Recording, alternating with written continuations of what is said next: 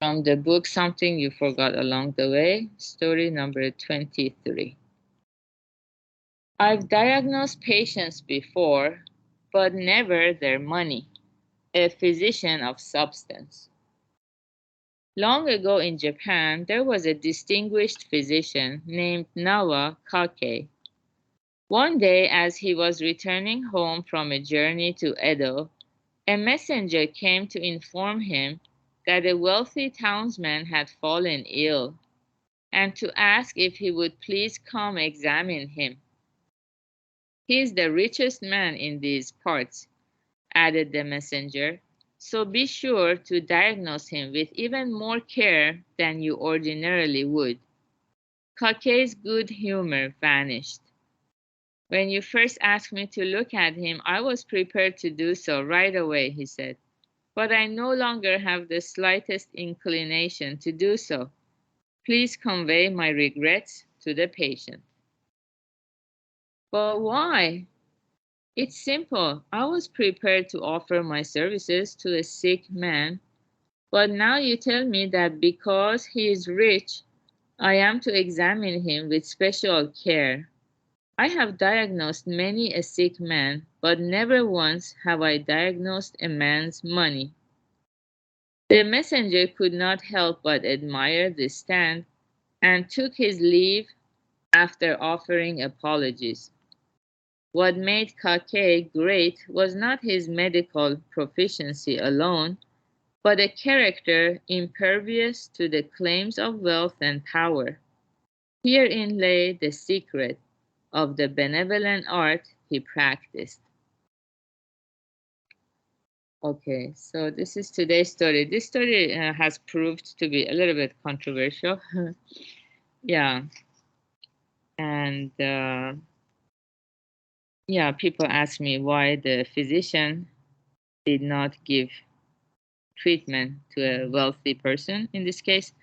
Uh, yeah, some wealthy person whose messenger or whose assistant was saying, "Oh, make sure you give him extra care.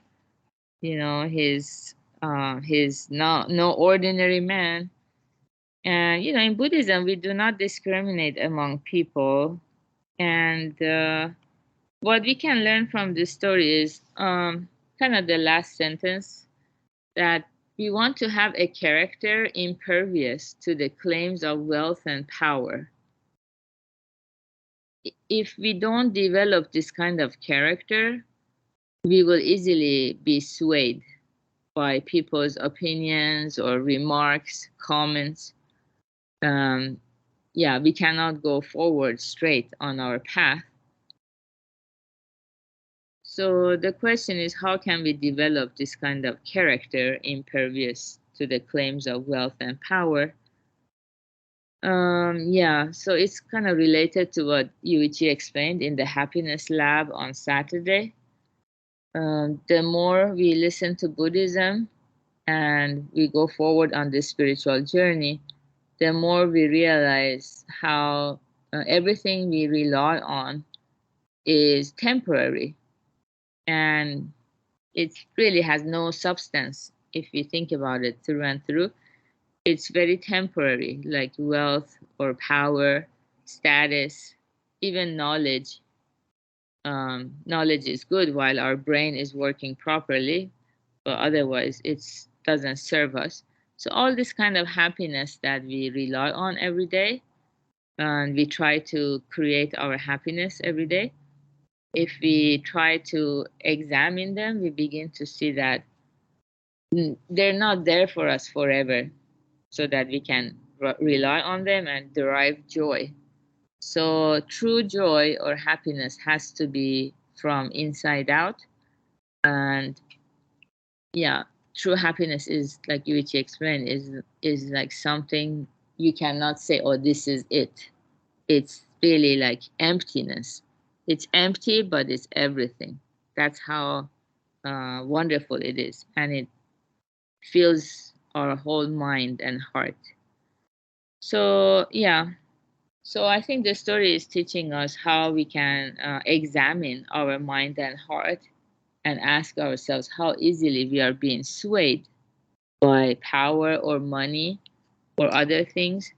And then we end up ignoring or neglecting what is most important, which is the truth, the reality, what is life's true purpose. Yeah, so this is all connected.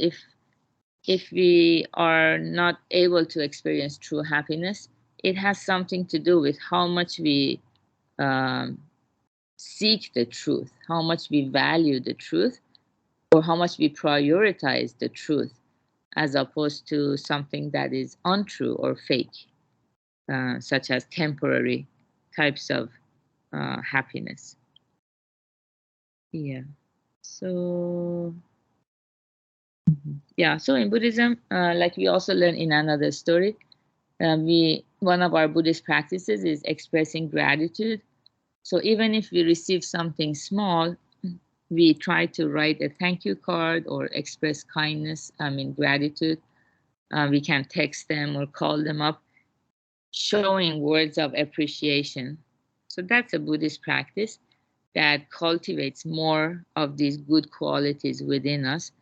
But if we want to be like this wealthy physician's assistant, and we judge people or judge their gifts based on their size or how expensive it is, then we are not really showing respect for the truth. Instead, we are prioritizing our blind passions that always want to go towards wherever there is more money, more power, or more uh, benefit of some sort.